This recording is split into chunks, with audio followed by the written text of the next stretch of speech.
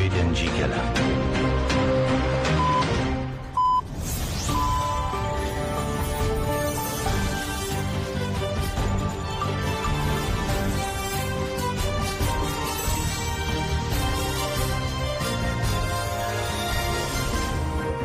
ئەم کاتتان باش بیسەرانی هێژان لا ناوەندی هەواڵەکانی رادیۆ دەنگی گەل بە یارمەتیە و کارانم گەشتی هەواڵەکانی ئەم کاتژمێرەتان پێشکەش دەکەین.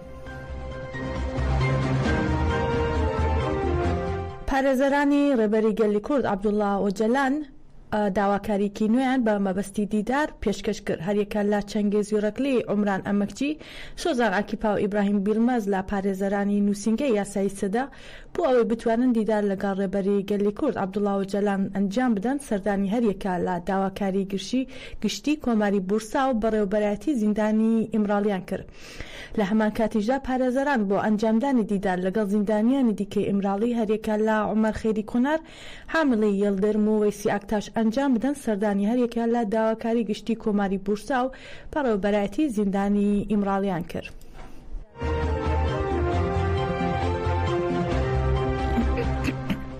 دەوڵەتی تورک هاتوچووی لە 13 ناوچەی شەرناخ بۆ ماوەی 15 ڕۆژ قەدەغە کرد و ئەو ناوچانەی وەک هەرێمی ئەمنی تایبەت ڕاگەاند. لە ڕاگەاندراوی دەوڵەتی تورک چەسپاندنی ئاسایش، ڕێخستنەوەی ئاسایشی کۆمەلگا، ڕێگری لە تاوان پاراستنی ئاسایشی گشتی و ڕێگری لە ڕووداوی توندوتێژی و هەروەها ڕێگری لە هەموو دۆخێکی نەخوازرا و وەک پاسا و نیشاندراوە. هەروەها لە ڕاگەاندراوەکەی دەوڵەتی تورک هاتووە هەرێمەکانی بەستەلەر، چیای گابار، چیای جوودی، هەرێمی چیای کورت و ناوچەکانی تر وەک فەراشین و ئۆیماکایە لە نێوان 13 تا 27 تشرینی دووم وەک هەرێمی ئەمنی تایبەت ڕاگەیاندراون و جەخت کراوەتەوە کە بۆ ماوەی 15 ڕۆژ هاتوچوو لەو ناوچانە قەدەغەیە.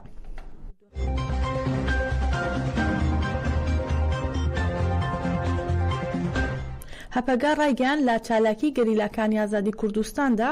لە دژی سوپای داگیرکەری تورک لە زاپ و خواکۆرگ داگیرکەرێک سزادرا و کامێرایەکی چاودێریش لە ناو براوە. ناوەندی ڕاگەیاندن و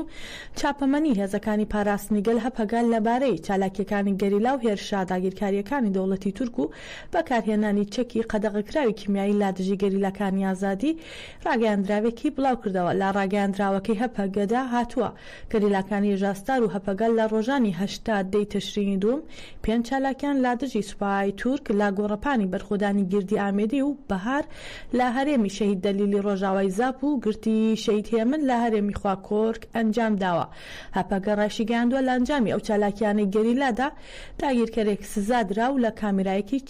کامێرایەکی چاودێریش تێکشکێنراوە. هەروەها هەپەگە ئەوەشی خستووەتە ڕوو لە ڕۆژانی 9 تا 10 تشرینی دوم تۆنێلەکانی گەریلا لە گۆڕەپانی بەرخۆدانی گردی FM و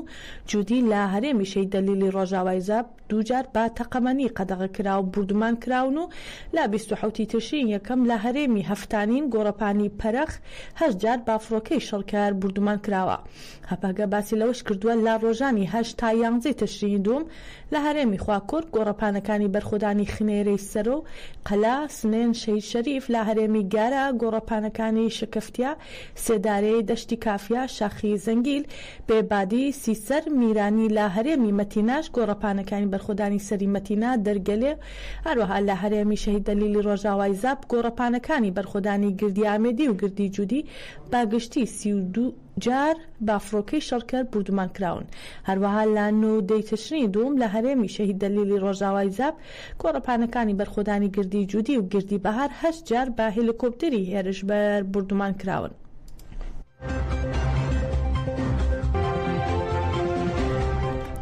گەریلاکانی ژاستار بابۆنەی 25 تشرینی دوم ڕۆژی بەرەنگاربوونەوەی توندوتیژی دژی ژنان لێدوانێکیاندا. گەریلاکانی ژاستار ڕایانگەیان کە ڕۆژانە ملیۆنان ژن لە سیستەمی زاڵدا دەکوژرێن و ڕوبەڕووی ئازار و دەستڕێژی و توندوتیژی دەبنەوە.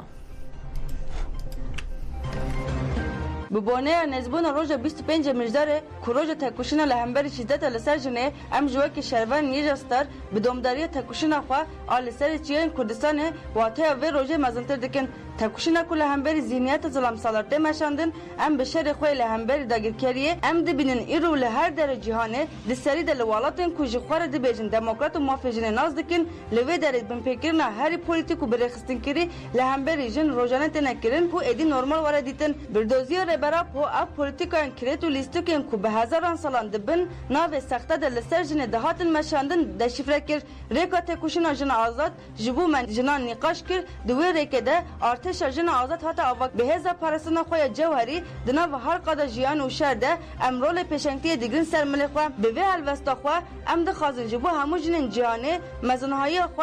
هزا جن باندوری انرژی جن عقل و هست و بدن نشاندن به آبای که پلیتیک به پلان انزراف روح جنه ده داگیر کرن لورا لهمبری و شدت به پرگال آنجا جن بخور خستن کرنه که هفگیرتی به پیشخستن هزا خویا جوهری و جبو جن و گلان ورن وجاندن اموک شروان یجستار به هر چالاکی خوره دبنا دربه که کوجر جپرگال زلان پرس ره بانگوازی و مجبو همو جنن جوان اوه برای خواه بدن نوا رفن یجستار نوا جیانا به فلسفه آپوی هاتی خوشک کرن ورن چکا پرستنا خواه و همو جنن هل گرن سرملان و تکوشنا به سرکفتن تاجیدار بکن بیجی سرک آپو بیجی سرک آپو بیجی سرک آپو به سرک جیان نبه جن آزادی جن آزادی جن آزادی مجلسی پارتی ژیانی ئازادی کوردستان پەژاک سەپاندنی سزای لاسێدارەدانی بەسەر وریشە مورادی شەرمەزار کرد و ڕایگەیاند بڕینەوەی ئەو سزایە باواتای پێداگیری کۆماری ئیسلامی ئێرانە لەسەر شەڕی دژی ژنان. لە ڕاگەیاندراوی مەجلسی پەژاک بڕینەوەی سزای لاسێدارەدان بۆ وریشە مورادی چالاکوانی مافەکانی ژنان و ئەندامی کۆمەڵگەی ژنانی ئازادی ڕۆژهەڵاتی کوردستان کەژار شەرمەزار کراوە. ئەو سزایەشی بە هێرشێک بۆ سەر تەواوی کۆمەڵگە و گەلانی ئێران ناوزەت کردووە. پەژاک گوێڕای شەرمەزارکردنی کردەوەکانی ڕژیم لەسەر بنەمای سەپاندنی سزای سێدارە بەسەر هەواڵ جوان ناسنە وریشە مورادی داوا لەسەر جەم کۆمەڵگەی ئازادی خواست دیموکراسی خواست ژنان و گەنجان دەکات کە وەک هەمیشە بە هەڵوێستی خەباتکارانیان لا دژی سزای لا سێدارە هەڵوێستی ڕوونیان هەبێت. و پەژاک ڕای دەگەێنێت ئێمە وەک پەژاک پشتیوانی لەسەر جەم هەڵمەت و کەمپینەکان دەکەین کە تا ئێستا لا دژی یاساکان و سزای سێدارە ڕێکخراون و هەروەها پاڵپشتی هەوڵەکانی سەرجەم ژنان و گەنجان و کۆمەڵگە لە پێناو ئازادی هەواڵ جوانە و هەڵویستمان لەو ڕۆوە ڕوونا. بەشداربوون لە گۆڕەپانەکانی تێکۆشان ئەرکی هەمومانە و پێویستە گۆڕەپانەکانی تێکۆشان بە چالاکی بەردەوام بێت و ڕۆژانە چالاکوانان و تەواوی کۆمەڵگە پڕجۆش و خۆشتر بکرێن.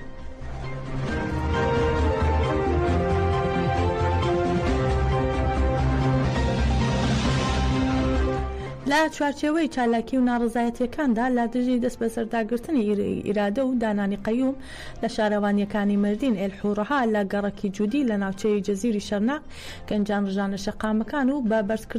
بەکردنەوەی ئاگر ناڕزایەتیان نیشاندا. سەرەڕای هێرشەکانی پۆلیس بۆ سەریان گەنجان لا دژی دانانی قەیوم و دەسەڵات چەندین دروشمیان وتەوە و بە بەرد وڵامی پۆلیسیاندایە و چالاکی گەنجان تا نیوەشە و بەردەوام بوو. ئەمە لە کاتێکدایە چواری تەشرینی دووەمی ئەمساڵ پۆلیسی ڕژیمی ئاکەپە مەهەپا هەڵی کوتایە سەر گەورە شارەوانی مردین و شارەوانیەکانی ئێلح و خەلفەتی ڕەحا و کەمار و شارەوانیەکانیدا و پاشان وزارەتی ناوخۆی دەوڵەتی تورک قەیومی لە جێی شارەوانیەکان دانا. پارتی یەکسانی و دیموکراسی گەلان دەم پارتی لە هەڵبژاردننی شارەوانیەکانی باکووری کوردستان و تورکیا لە سیوەیەکی ئاداری ئەمساڵدا توانی زۆرینەی دەنگ بەدەست بهێنێت و ئەو شارەوانیانە بۆ خۆی یەکلا بکاتەوە.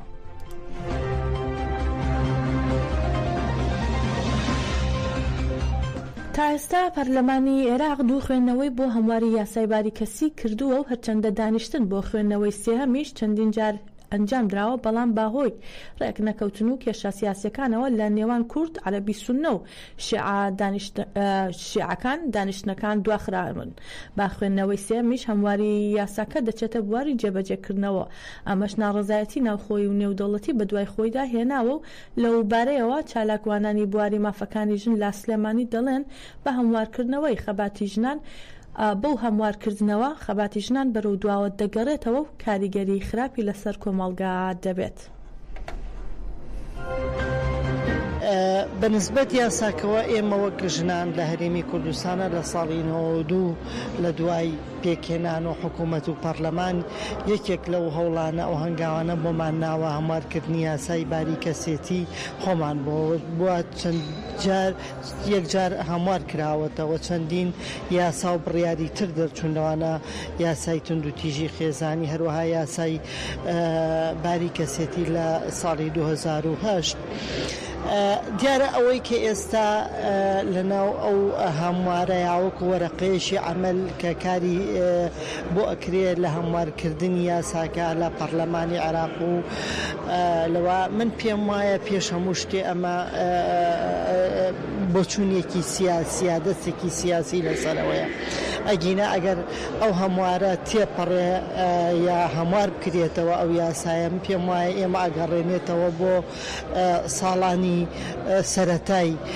خەباتی ژنان هەروەها ئەو دەستکەوتانەی کە ئێمە وەک ژنی کورد لە چوارچێوەی هەرێمی بێگومان ئێمە وەکو میلەتی کورد هەر دەمێکا بڵین وەکو هەموو ئەو ڕێکخراوەکانی بواری کەسێتی لە سلەیمانیە وەکو بۆ ڕێکخراوەکانی بواری ژنان ئەم بڕیارە ڕەت ئەکەینەوە ئەم بڕیارە بە شتێکی زۆر زۆر هەڵیدا ئەنین بۆ سەردەمێکە تێیدا بواری تەکنەلۆجیا لە پێشکەوتنێکە بۆ سەردەمێکە تێیدا عەقڵەتەکان بەرەو چۆ ڕۆشن بۆ سەردەمێکە تێیدا مناڵچاوی کراوەتەوە بە دۆخێکی تر و ئاقارێکی ترا ڕۆشتووە کاتێک کە بینی ئەم بڕیارە ئەسەپێنرێ بەسەر بڵین مناڵێکی وایە ئەمە تاوانن تاوانێکی زۆر گەورەیە کە تێیدا لەو نێوانەیە مناڵ ئەبێتە قوربانی و جارێکی دی کۆمەڵگا یەک دنیا ڤایرۆسی تر ئەخاتەوە ئەمە بێتە هۆی ئەوەی کە پەرەدانە بەکارە سەقەت و سقوتەکان بەکارە کاڵ و کرت و نابەجیەکان بەو کارانەی کە تێیدا 1400 ساڵ لەمەوبەر بڕیار بووە کە ئەم کارانەی تیا کراوە ئایا بە دابوونەریتی کۆمەڵگەیەکی ترە ئەهێنرێتە ناو وڵاتی ئێمە ئەم دابوونەریتە بە هیچ شێوەیەک بە هیچ جۆرێک لە لای ئێمە نە ئەتوانێت جێبگرێ نە ئەتوانێت کاری پێ بکرێت. تەرمی شەهید شوان محەممەد ناسراو بە پێشەوا سۆرانی کە لە ڕۆژاوای کوردستان شەهید بووە لا پزیشکی دادی سلێمانی بە بەشداری خانەوادە هاوڕێیان و وڵات پارێزان وەرگیرایەوە.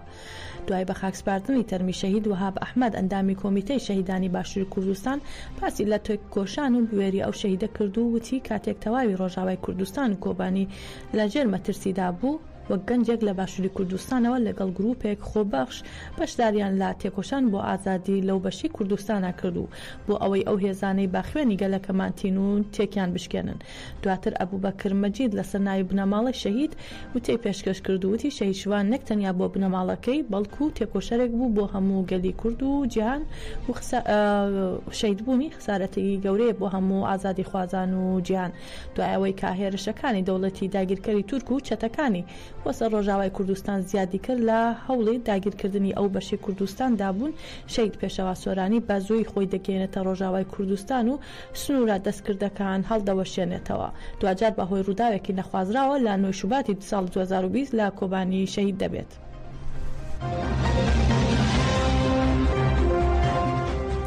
بەڕێزان گەیشتینە کۆتایی گەشتی هەواڵەکانی ئەم